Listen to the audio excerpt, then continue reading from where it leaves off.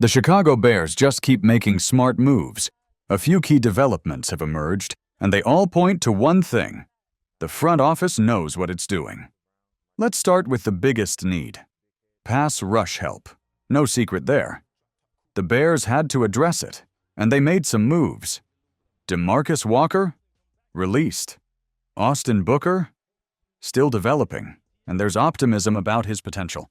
But with big names available in free agency, the Bears went with Dio Odango from Indianapolis. Now that raises two big questions. First, why him? And second, why was the contract so team-friendly? This is a guy coming off back-to-back solid seasons with the Colts. At just 25 years old, he's got 11 sacks, 34 quarterback hits, and the size, 6'6", 286 pounds, to be a real force. He was projected to land a deal worth around $16 million per year over 4 years. Instead, the Bears got him on a much more manageable contract, just a 2-year deal with a non-guaranteed third. That structure gives the team plenty of flexibility while securing a young, ascending talent. It's not just about the money, though. The Bears are set to be $65 million under the cap next year, which speaks to how well these contracts are being structured. But let's focus on the player. Odango wasn't just chasing a paycheck. He wanted to be in Chicago. He asked one big question during free agency. What's the vision for this team? The answer sold him. His goal? Bring a Lombardi trophy to Chicago. He's not interested in just collecting checks. He wants to leave a legacy. As for his role, he's got versatility along the defensive line, something that makes him even more valuable. He's comfortable playing inside and outside, and that's exactly what caught the attention of the coaching staff and front office. Ryan Poles put it simply, watch the tape, and you see how disruptive this guy can be. At 25, with a few years of experience, he's only getting better. Bottom line, the Bears landed a young, talented pass rusher on a team-friendly deal, and they continue to build a defense that can compete.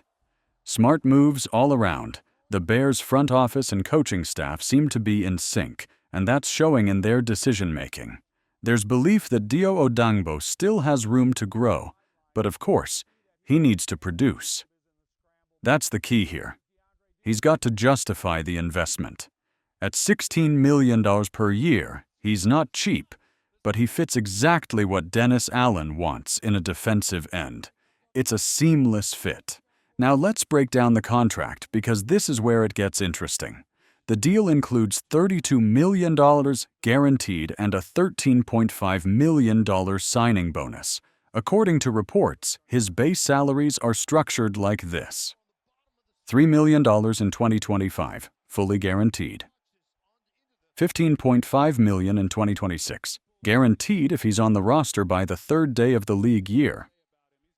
$13.5 million in 2027 with additional workout bonuses. Here's the key takeaway. The final year isn't guaranteed, and there's a real possibility the Bears could move on from him before 2026 without taking a major financial hit. If the contract allows them to cut ties before the 3rd day of the league year in 2026, then even his second season might not be fully guaranteed. If that's the case, this is an incredibly team-friendly structure. Financially, Odango will count for just an $8 million cap hit in 2025. That jumps to $20.5 million in 2026. But again, the Bears have flexibility built in. They can get out of the deal before the 2027 season without much damage. If those last 2 years aren't locked in, this contract is even better than it looks. And the Bears are taking a calculated risk here. Odango hasn't produced like an elite pass rusher yet.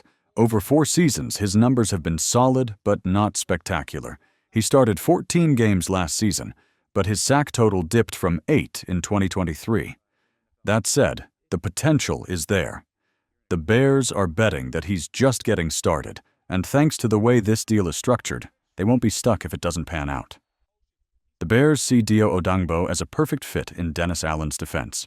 He's got the size, the length, and the ability to stay on the field for all 3 downs. Now, it's on the coaching staff to unlock his full potential. The upside is there, and he's got the right mindset. Versatility, willingness to learn, and a drive to be great. He's already looking to veteran guys like Grady Jarrett to help him take that next step. While he's primarily played as an edge rusher, he's made it clear that he's comfortable lining up anywhere along the defensive line. That kind of flexibility makes him even more valuable. This is just a really smart signing, both from a football standpoint and from a financial one. And that brings us to the bigger picture.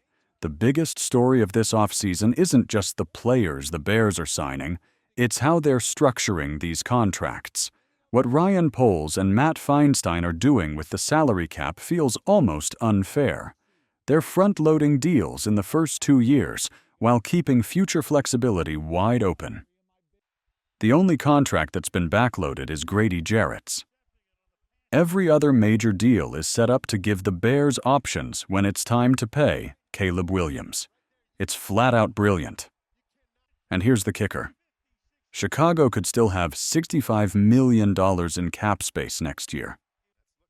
Maybe Amon-Ra St. Brown was onto something when he joked that the Bears have unlimited money.